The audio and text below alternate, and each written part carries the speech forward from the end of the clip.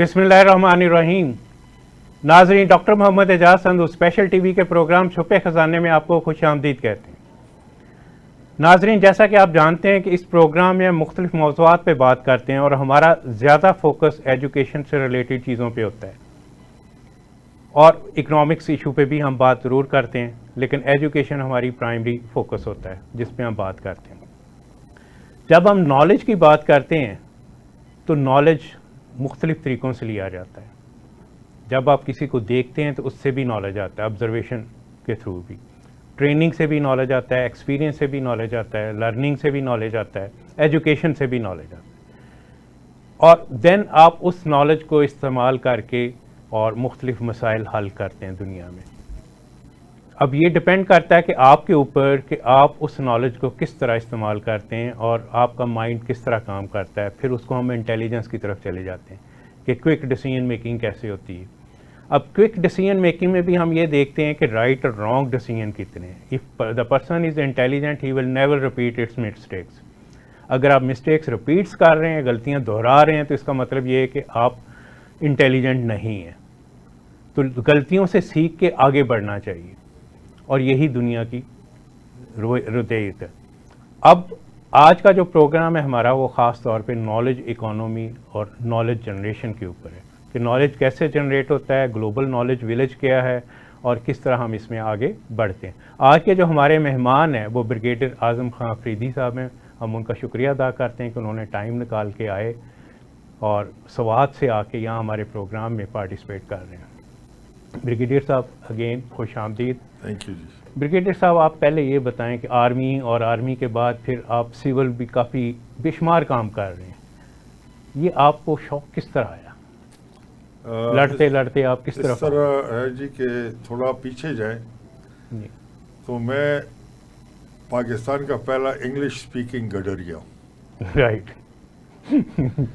जब आपने पहाड़ों में जंगलों में बकरियां और भेड़ें चराई हों तो आपको बड़ा टाइम मिलता है रिफ्लेक्ट करने का। बिल्कुल। और वो बहुत स्लो लाइफ होती है। आप जो दुम्बा होता है या बकरा होता है उसकी स्पीड पर आप बिल्कुल चलते हैं। फिर आप पत्थर पर बैठते हैं, सांस लेते हैं, देखते हैं। तो वहाँ से फिर मैं चला गया लॉरेंस कॉलेज। लॉरेंस कॉलेज में गया तो मुझे ज़्यादा पढ़ाई का शौक नहीं था, तो मुझे ज़्यादा मेरा टाइम लाइब्रेरी में गुजरता था। तो नतीजा ये हुआ कि मुझे एहसास होता गया कि मेरे पास इल्म या नॉलेज नहीं है, क्योंकि ज़्यादातर वहाँ रटे थे, फिज़िक्स पढ़ो, ये केमिस्ट्री पढ़ो, वहाँ पढ़ते नहीं थे, मैथ्स भी नहीं पढ़े। उसी में सर 71 की जंग आ गई। अल्लाह ने मेहरबानी की, मैं सेलेक्ट हो गया at a young age of 17। Army में चला गया। आर्मी में जाके I did very well despite के I was the youngest cadet and I became more और लेस नंबर 1। आर्मी में भी रह के हम आर्मी के सब्जेक्ट्स में कोशिश करते रहे कि टॉप करें, लेकिन उसका प्रॉब्लम ये हो गया कि वो तो हम टॉप करते रहे, लेकिन 30 साल बाद हमें रियलाइज़ हुआ कि यार हमें तो पता ही कुछ नहीं, हम तो दुनिया के इल्म से बहुत दूर चले गए हैं। क्योंकि आपको पता है आर्मी में तो सारी डिस्ट्रक्शन है, बंदा मार दो, टैंक को मार दो, जहाज गिरा दो, बिल्डिंग गिरा दो, लड़ाई कैसे लड़नी है, तो कोई कंस्ट्रक्टिव वो नहीं था। तो मुझे ये शौक था फिर, क्योंकि मैंने ज्वाइन की आर्मी बड़ी यंग एज में, तो मैंने FA भी नहीं किया था। So now you imagine a boy who is not an FA, he has to climb this ladder. तो ये डिग्री करो, वो डिग्री करो, वो डिग्री करो, इधर से करो, उधर से करो, करते करते फिर मैं लकीली जापान सेलेक्ट हो गया। वहाँ पर मैंने कमांड एंड स्टाफ कोर्स का मैं ऑनर ग्रेजुएट बन गया। वहाँ पर मेरी फिर आप समझें कि जो दिमाग है वो खुला जी। तो मैंने फिर नैनो टेक्नोलॉजी पर काम किया, बिजनेस इंटेलिजेंस पर काम किया और IT पर काम किया, और उनसे फिर हमने बहुत कुछ सीखा। खासकर रिसर्च के बारे में कि how the Japanese are working, तो they were very fond of me. तो फिर मैं उनके बच्चों के साथ भी और बड़ों के साथ भी और यूनिवर्सिटी में, तो मैंने फिर बड़ा कोशिश की सीखने की। उसी दौरान फिर मैं सर अमेरिका में मुझे उन्होंने वर्ल्ड एम्बेसडर ऑफ सक्सेस बना दिया और मैंने सर सक्सेस पर बड़ा काम किया और वहाँ पर फिर हमने अपनी डॉक्टरेट भी की और वो सक्सेस जो था वेस्टर्न सक्सेस था। राइट। फिर उसको मैंने निगेट किया और मैंने कहा कि नहीं, ये सक्सेस इज नॉट सक्सेस। जो हमारे इस्लाम में फलाह का कॉन्सेप्ट है, ये असली सक्सेस है। वो भी एक मतलब बड़ा यू टर्न था। बिल्कुल। उसके बाद सर फिर एग्रीकल्चर में मैं, क्योंकि बीइंग एन एग्रीकल्चरस्ट, तो एग्रीकल्चर में गए तो वहाँ भी रियलाइज किया कि हमें कुछ नहीं आता। तो फिर आई वुड से जो नॉलेज एक्विजिशन थी वो मेरे में बहुत ज़्यादा आ गई। राइट। जब लोग प्लॉट खरीद रहे थे सर तो मैं किताबें खरीद रहा था। जब लोग फिल्में देख रहे थे तो हम पढ़ रहे थे। फिर मेरी ज़्यादातर दोस्तियाँ हो गई सर मुख्तलिफ यूनिवर्सिटी में प्रोफेसरों से, वाइस चांसलर से, पढ़े लिखे लोगों से। उसमें लेडीज़ भी थी, उसमें जेंट्स भी थे और with every new person I met including you, I realised कि मुझे तो कुछ नहीं आता। तो वो कुछ नहीं आने में फिर थोड़ा थोड़ा करके कोशिश की कि कुछ समझें कहानी क्या है। अच्छा, इस रिसर्च में जो मेरे साथ टर्निंग पॉइंट आया वो ये था कि मैंने सर ह्यूमन हिस्ट्री को नॉलेज के पॉइंट ऑफ व्यू से स्टडी किया। तो मैंने ये देखा सर कि पिछले 2,500-3 हज़ार साल जो इजिप्शियन और इंडस वैली सिविलाइजेशन और जो बगदाद की बेबीलोन थी, ये एक 3-4 हज़ार साल तक इनका, और जो साउथ अमेरिका में थे, इनकी एक नॉलेज जो था एक स्टेबल चल रहा था। पिरामिड्स बन रहे थे और ममीज थे और एक सिस्टम चल रहा था। उसके बाद सर आए ग्रीक्स और रोमन्स। उन्होंने फिर आके तो फिलॉसफी चेंज की, दुनिया की जो है सिस्टम्स को थोड़ा सा डिस्टर्ब कर दिया। उनका जो पीरियड था सर वो भी तकरीबन 800-900 साल था। उसके बाद लकीली इस्लाम आ गया सर। जब हमारे पैगंबर सल्लल्लाहु अलैहि वसल्लम आए और उनके साथ खुलफा आए और फिर उन्होंने जो है ना नॉलेज को सही तरीके से फैलाया। देखिए, पहली यूनिवर्सिटी दुनिया में खातून ने मोरक्को में बनाई। ये जो इस्लामिक नॉलेज रेवोल्यूशन था सर, ये तकरीबन सर ये कोई 800 साल चला। फिर यूरोपियन रेवोल्यूशन आ गया नॉलेज का, जो ज्यादातर मैकेनिकल था। उसके बाद सर वो चला रेवोल्यूशन जिसको कहते हैं 300-400 साल। फिर जो है ना अभी हमारी लाइफ टाइम में इंफॉर्मेशन क्या आ गया। ठीक है, now what is the problem?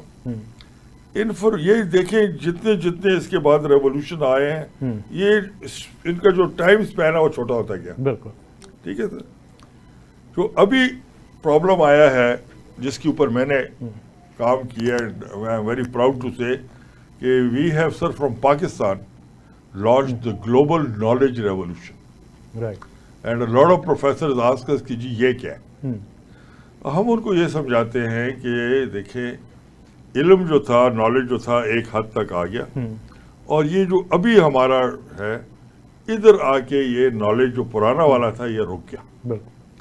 अभी प्रॉब्लम ये है कि आगे का किसी को नहीं पता कि 2047 जब पाकिस्तान के 100 साल हो गए या 2050 जो कि वेस्टर्न वर्ल्ड का है, तो इसमें दुनिया कैसे होगी, किस किस्म का नॉलेज होगा? We have no idea. Now that is the blank space that needs to be field.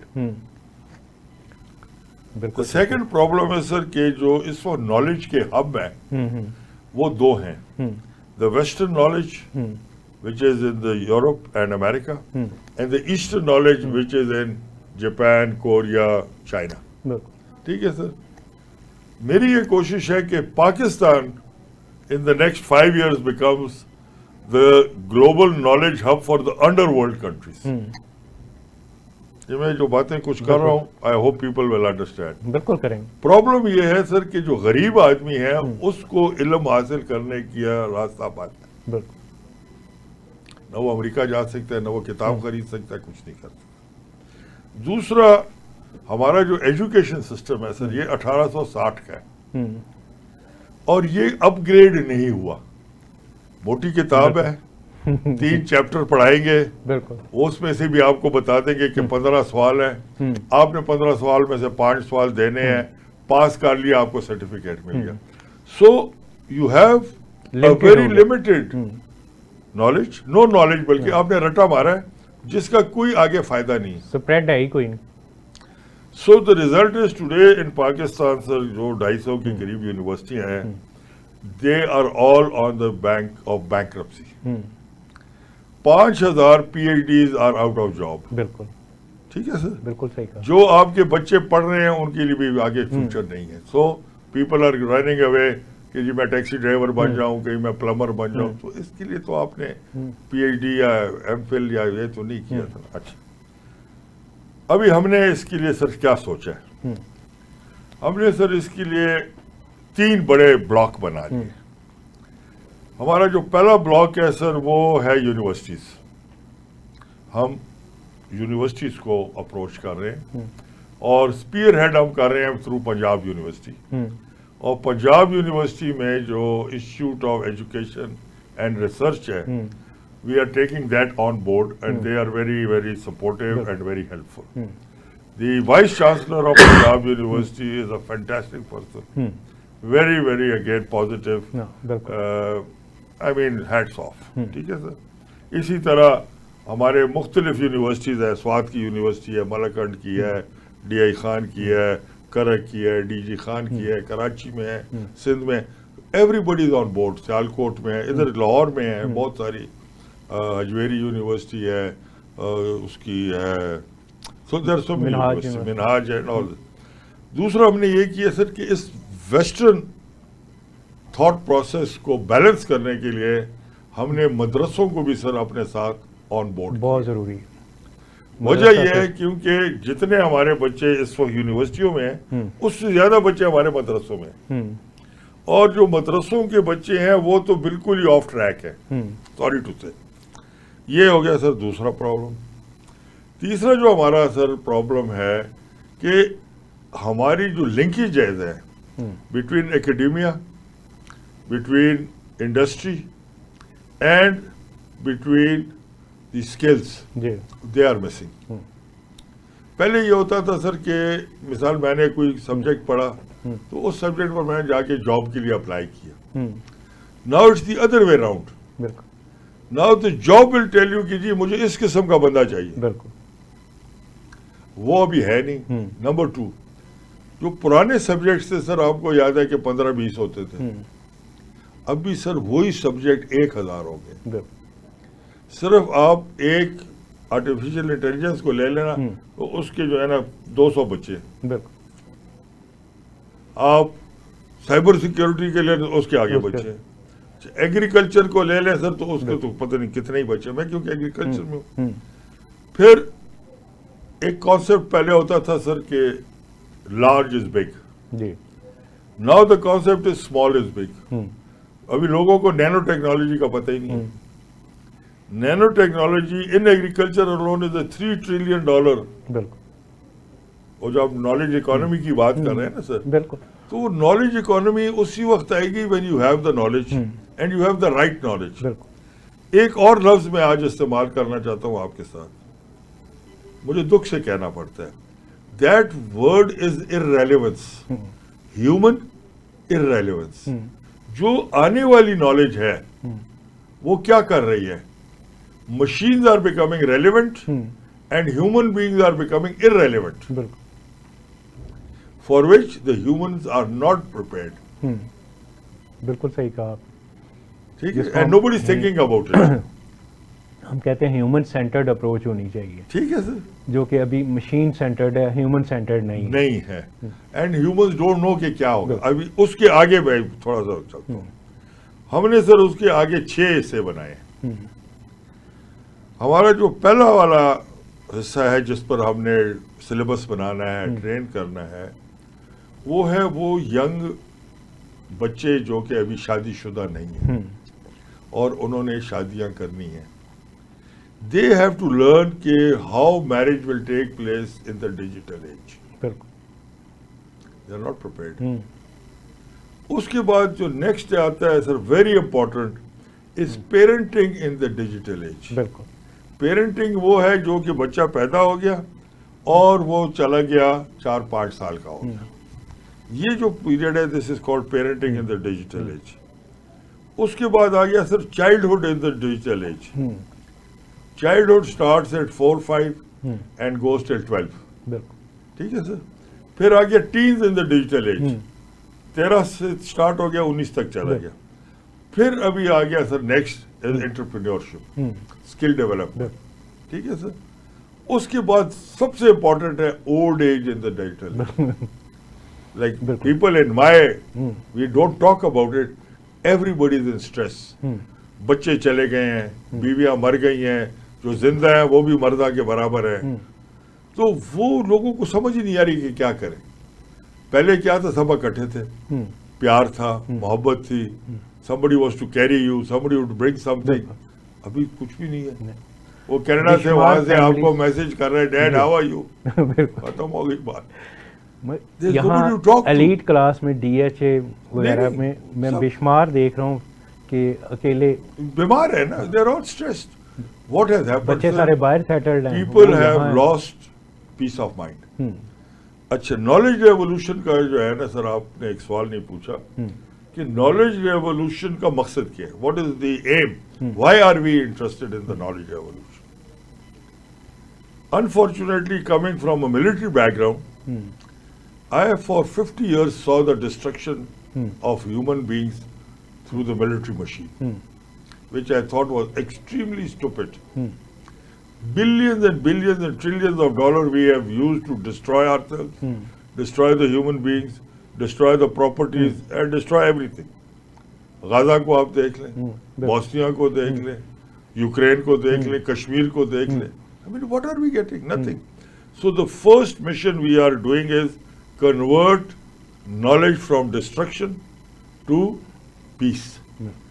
We must develop knowledge to bring peace to the world and not to further promote the military industrial complex. Number 2, we want through knowledge to improve the underdeveloped, to improve the underprivileged people. Knowledge should be universal, knowledge should be free, knowledge should be shared through knowledge corridors. ठीक है sir, for which we have knowledge navigators.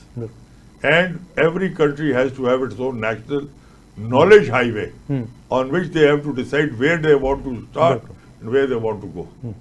And all this should lead into Pakistan. This knowledge corridors should all terminate into Pakistan. Now, what is the plan for Pakistan? We want that our brain should not go out of Pakistan. They should stay in Pakistan. They should be paid in foreign exchange. They should be given all that is being given to them abroad, but in Pakistan. And we want the veterans to volunteer to take the Pakistan flag and go all over the globe to promote Pakistan, that this is the place where we have the knowledge. Now, where is the problem? The problem is, sir, 90% of our Pakistanis are toppers. I do agree. Right? But everybody is sitting all alone. He is not being recognized. There is no networking. There is no recognition. Those who are enjoying, and those who want to do something are being shut. Depressed. Don't talk. Don't do anything. Don't create ripples. Why, if you don't create ripples, how will you progress? So status quo has to be broken. Now, the most important thing of the knowledge revolution, sir, is peace of mind. Peace of mind. ज़हनी सुकून। आपके पास इल्म आ गया, आपके पास दौलत आ गई, आपके पास शोहरत आ गई, आपके पास सब कुछ आ गया, लेकिन आपका ज़हनी सुकून नहीं है। आप बीमार हैं, ज्यादा जरूरी, आपको नींद नहीं आ रही, आप खुश नहीं हैं, आप डिप्रेशन में हैं। आपके पास मर्सिडीज है, आप कहते हैं मैं रोल्स रॉयस ले लूँ, आपके पास रोल्स रॉयस आई मैं जहाज ले लूँ, कहते नहीं सोने की रोल्स रॉयस ले लूँ। तो कंटेंटमेंट जो है ना, कंटेंटमेंट, इस नॉलेज रेवोल्यूशन का जो सबसे बड़ा अल्लाह करे मकसद हमारी ज़िंदगी में हो, वो है इंशाल्लाह। कंटेंटमेंट। ब्रिगेडियर साहब, यहाँ हम ब्रेक ले लेते हैं, क्योंकि अब आप जिस टॉपिक की तरफ जा रहे हैं वो हम ब्रेक के बाद डिटेल में डिस्कशन करें। नाजरीन मौजूद रहिएगा, हम ब्रेक के बाद वापस आ रहे हैं। Welcome back. जी ब्रिगेडियर साहब, हमारी नॉलेज क्रिएशन की बात हो रही थी कि नॉलेज क्रिएट कैसे होता है, डिसएमिनेट कैसे होता है और यूज़ कैसे होता है। ये 3 इंपॉर्टेंट नॉलेज के पैरामीटर्स हैं। डिफरेंट फील्ड्स में नॉलेज, आपने एग्रीकल्चर की बात की तो मैं पहले उसकी तरफ आना चाहूँगा, क्योंकि वो हमारा एक सबसे कमज़ोर एरिया है मेरे हिसाब से। मैं भी स्पेस टेक्नोलॉजी में एजुकेशन के लिए फ्रांस गया था, लेकिन वहाँ जाके मैंने उनकी एग्रीकल्चर पे भी स्टडी कर ली कि क्या वजह है कि वो उनकी यील्ड पर एकड़ हमसे 3-4 गुना ज़्यादा है। ऐसा वो क्या कर रहे हैं? तो जो समझ आई वो टेक्नोलॉजी का डिफरेंस समझ आया कि हमारी जो एग्रीकल्चर की वर्क फोर्स है वो उस तरह ट्रेन नहीं है, उनको उस तरह नॉलेज नहीं है चीज़ों का, जिसकी वजह से हमारी यील्ड पर एकड़ बड़ी कम है। इसी तरह अगर हम फॉरेस्ट्री को ले लें तो हमारी फॉरेस्ट्री 47 में जब पाकिस्तान आज़ाद हुआ था उस वक्त 25% थी, अब 4% रह गई। इवन दो के इंडिविजुअल लेवल्स पे और कुछ एफर्ट जैसे आप भी कर रहे हैं हो रही हैं बहुत, लेकिन ओवरऑल जो है ना इम्पैक्ट उसका कम है। आप क्योंकि सवात एक ऐसा एरिया वहाँ से बिलोंग करते हैं, तो आपने तो ये सारा प्रोसेस खुद देखा हुआ है कि किस तरह कम हुए और फिर अब आप लोग बढ़ा रहे हैं दरख्तों को। तो ओवरऑल उसका जो है ना इकोसिस्टम डेवलप हो जाता है, ग्लेशियर्स कम होते जा रहे हैं जिनको बढ़ना चाहिए। तो आप इसको किस तरह देख रहे हैं? आपने सर मेरी दुखती रग को जो है ना तो छेड़ा है। बिल्कुल। मैं सर इसको थोड़ा सा एक और नज़रिए से देखूंगा और आपकी इजाज़त से मैं एक पैगाम भी देना चाहूँगा। ज़रूर। मैं आपको एक छोटा सा एग्जांपल देता हूँ मलक्कन डिवीज़न का। मलक्कन डिवीज़न सर पाकिस्तान का हिस्सा, और आपको पता है कि पिछले 10 साल दहशतगर्दी के इंतहा पर गुजरा है। आज मैं समझता हूँ सर कि दुनिया के किसी भी अमन पसंद खित्ते से ज़्यादा अमन जो है मलक्कन डिवीज़न में, इसके अंदर हुकूमत की कोई बादरी नहीं है, इसमें लोगों की बात है। मैं क्योंकि सर पाकिस्तान का वाहिद फार्मर हूँ जो कि न सिर्फ पाकिस्तान के हर सूबे में मेरी जायदाद है, और मैं रियल टाइम फार्मिंग कर रहा हूँ और मैं रियल टाइम लोगों से इंटरेक्ट कर रहा हूँ। मेरा अफगानिस्तान में भी है और मेरा ब्रादर मुल्क में भी है। ठीक है, हमारी जो सबसे बड़ी बदकिस्मती है कि हम अपनी हुकूमत को अभी तक नहीं संभाल सके। हमारी हर चीज का जो जड़ है ना बीमारी, वो चलते फिरते सर आप देखेंगे हुकूमत में आती है। बिल्कुल। हुकूमत में भी अच्छे लोग हैं, बहुत अच्छे लोग हैं, मैं बहुत लोगों को जानता हूँ, लेकिन जो हुकूमत में एक माफिया है, वो माफिया के साथ मुकाबला नहीं हो सकता। चाहे वो पानी का पटवारी है, आबदार है, चाहे वो जमीन का पटवारी है, चाहे वो पुलिस का है, और फिर हर सूबे में अलग-अलग है। अभी आप केपी में जाएं, फिर वही बात है मलक्कन में, आप किसी भी पुलिस मैन को रोकें, आपको रोकेगा नहीं, पहले तो मिलेगा ही नहीं, और मिलेगा तो वो आपको इतना प्यार देगा कि आप कहेंगे आप मैं अमेरिका आ गया हूँ, किधर आ गया। आप उसके बरक्स लाहौर आ जाए तो लाहौर में हर पुलिसमैन आपको ऐसे ढूंढ रहा होता है कि पता नहीं आपने क्या चोरी की है।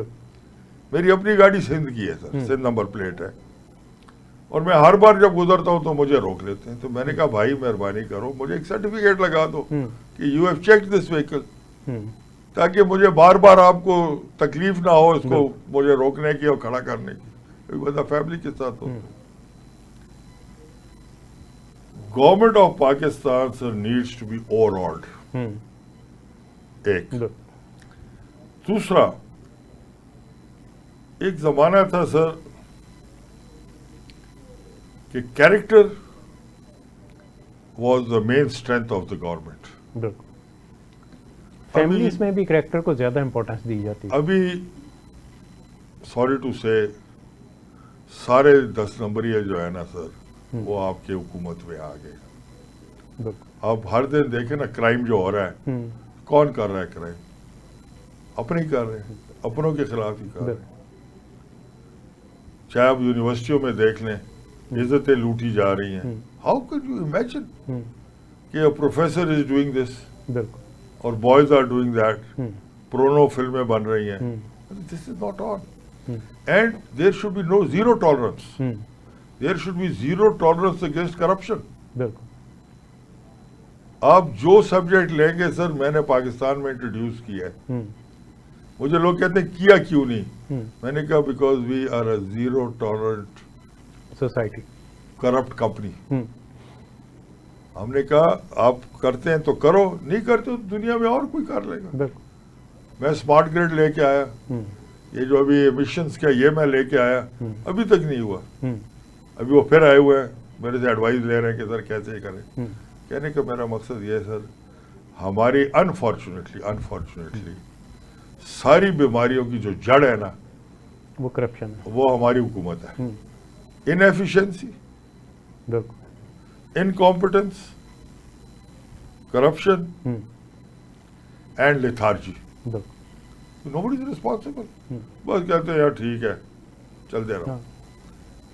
और मेरी पोस्टिंग कर दो सुस बॉर्डर पर, मेरी पोस्टिंग कर दो चमन बॉर्डर पर, मेरी पोस्टिंग कर दो खैबर में। भाई किस लिए तुम्हारी पोस्टिंग कर दो? पैसा बनाने के लिए। बिजली वाला है तो वो ये कर रहा है, गैस वाला है तो वो ये कर रहा है, सड़क वाला है तो वो ये कर, कोई अकाउंटेबिलिटी नहीं है।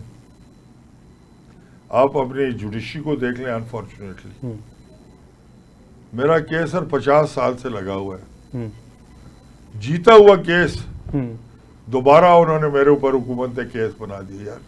After 20 years, can you imagine? Supreme court में जीता हुआ केस 20 साल बाद दोबारा, और नैब में भी मुझे डाल दिया।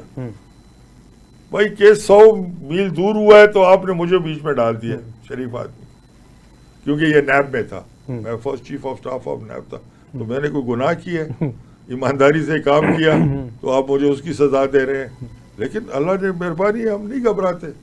हमने बनाया ये मुल्क सर, जिसने मुल्क बनाया तो वो उसको फिर बचाना भी जानता है ना। तो कहने का मेरा मकसद ये है सर कि जब तक आपकी हुकूमत जागेगी नहीं, जब तक आपकी हुकूमत प्रोएक्टिव नहीं होगी, हुकूमत की तरफ जाना जो है ना सर फजूल है। बिल्कुल ठीक कहा आपने। हम तो सर सबको डिस्करेज करते हैं और इसीलिए हम कामयाब हैं। हमारे पास कोई गवर्नमेंट वाला आता है, हम उसको कहते हैं भाई मेहरबानी करो हमें छोड़ दो, हम अपना काम कर रहे हैं, थैंक यू, क्योंकि आपने काम खराब ही करना है।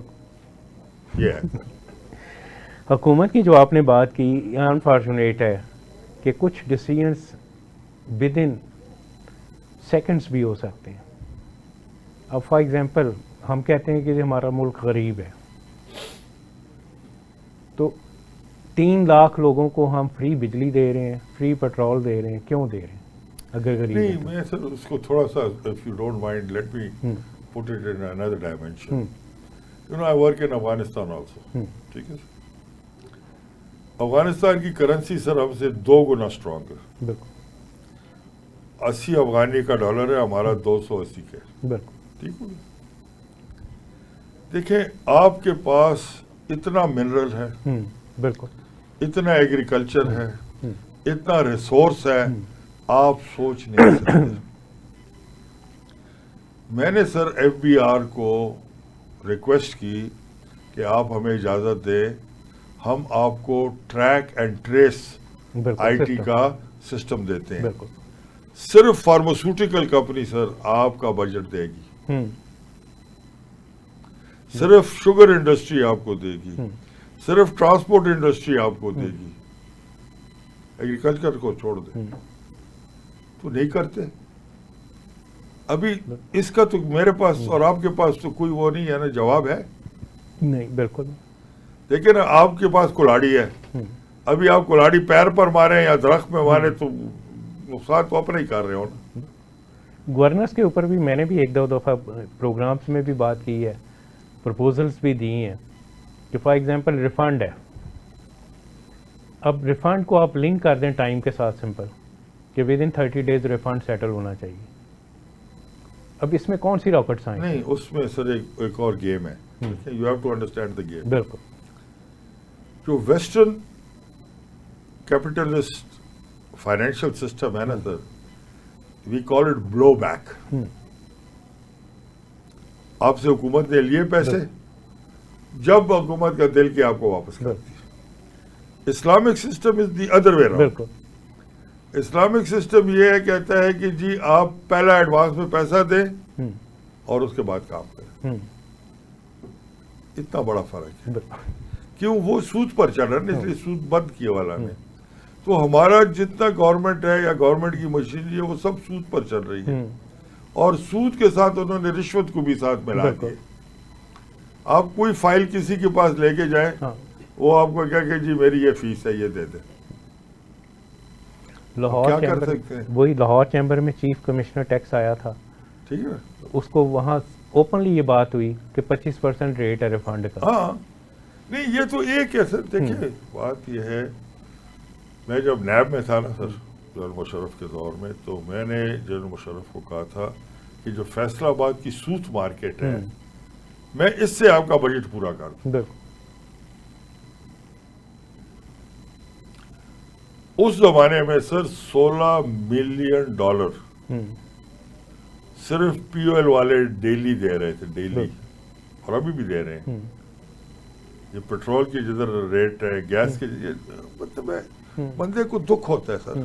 देखिए हम अभी फेड होने वाले हैं, हमने अपना जिंदगी पाकिस्तान को दी है सर, और we are proud of it. I am very proud of it. मैंने इनको ऑलिव इंट्रोड्यूस किया है, मैंने इनको एग्रीकल्चर में चीज़ें मेरी वालदा ने की है, वालिद साहब ने। वी आर प्राउड ऑफ और whatever we have given, and हमारे ऊपर ₹1 का लाइबिलिटी नहीं। हमने आर्मी में भी किसी से ₹1 नहीं लिया। बेशक मैं टीवी पर कह रहा हूँ, मुझे प्रूफ कर दे कि ये अफंदी साहब ने ₹1 किसी मिशन या किसी काम के लिए लिया, जेब से लगाया। मैंने शीटें मेरे पास पड़ी, जेब से। बात ये सर, हमारा मुल्क है, we are proud of it, we are proud of ourselves. हमने, जैसे मैंने सुबह भी आपसे रिक्वेस्ट की कि हमारा नंबर 1 प्रोजेक्ट है कि पाकिस्तान का जो पॉजिटिव नैरेटिव है उसको हम लोगों को होप दें। हम अपने बच्चों को, अभी मैं गया था हॉकी फेडरेशन में, वहाँ फरियाद, अगले गए तो उधर फरियाद, उसके आगे गए तो उधर फरियाद। यू हैव टू, देखिए सर, आपकी hockey is a national game, they don't have a stadium, और जो स्टेडियम में वो खेलते दे हैव टू पे for it, they have to pay for their office in the national hockey stadium. There has to be some sort of a semblance of common sense. आपको पता है कि सिलेक्शन में भी जो कोच और मैनेजर है वो आईफोन लेके तो सिलेक्ट कर लेते हैं। तो बात ये है सर कि मैं तो खैर है, जब तक कोई सॉलिड मेरे पास बात नहीं होती है मैं उसमें इन्वॉल्व नहीं होता हूँ, लेकिन मैं जिस चीज़ में इन्वॉल्व हूँ that is the knowledge revolution. हम सर इस वक्त डिज़ाइन कर रहे हैं नॉलेज हाईवे, हम सर डिज़ाइन कर रहे हैं नॉलेज कॉरिडोर्स। अमेरिका के साथ सर पाकिस्तान का एजुकेशन और नॉलेज कॉरिडोर इस्टेब्लिश हो गया है। 26 ममालिक OIC के साथ हमने कर लिया है। As global president for the global and commonwealth SMEs, वो मैं भी इस्टेब्लिश कर रहा हूँ। हमारी सर टोटल कोशिश ये है कि outflow of brain power and financial should be put into the reverse. People should come to Pakistan to study, to learn, but we have to change our curriculum. We have to change our teachers' mindset. We have to change our students' mindset. देखिए sir, nowadays you don't require 14 years of study. जब बच्चा 5 साल का होता है ना sir, he is more qualified in IT than a boy who has done 12 years of IT. बिल्कुल अभी जो एजुकेशन है सर वो 14 साल से 6 साल पर आ फास्ट गई। ट्रैक हो गई। आपने 3 महीने में स्किल डेवलपमेंट का कोर्स करना है and you are on the job, बिल्कुल बजाय आप 4 साल जनाब पता नहीं क्या दुनिया का पढ़ रहे हैं, उसका किसी को पता ही नहीं है कि क्या पढ़ रहे हैं और क्यों पढ़ रहे हैं। मैं 5 साल पहले लाहौर की तमाम यूनिवर्सिटीज़ में सेमिनार्स दिए थे और इसी पे दिए थे कि हाँ। स्किल इज़ इम्पॉर्टेंट, हाँ और स्पेशली मेरा फोकस था फाइनल ईयर के स्टूडेंट्स को कि आप ग्रेजुएट हो रहे हैं, आपके पास स्किल नहीं है, तो स्किल के बगैर आप कहीं भी कुछ नहीं कर सकते। अच्छा, आपको सर एक और मैं बात बताऊं, इंशाल्लाह अगले हफ्ते जब हम आएंगे वो भी आपसे शेयर। आप मुझे बताएं पाकिस्तान में कोई ब्रेन बैंक है, नहीं है, कोई स्किल बैंक है? नहीं, देखिए अभी मैं हॉकी फेडरेशन में गया तो उनको मैंने यही कहा, मैंने कहा सर मैं आपको डिजाइन करता हूँ कि any boy who starts playing hockey at 3 years you can track him बिल्कुल एंड ट्रेस हिम बिल्कुल एंड डेवलप हिम। कोई डेवलपमेंट ही नहीं, किसी को पता ही नहीं है।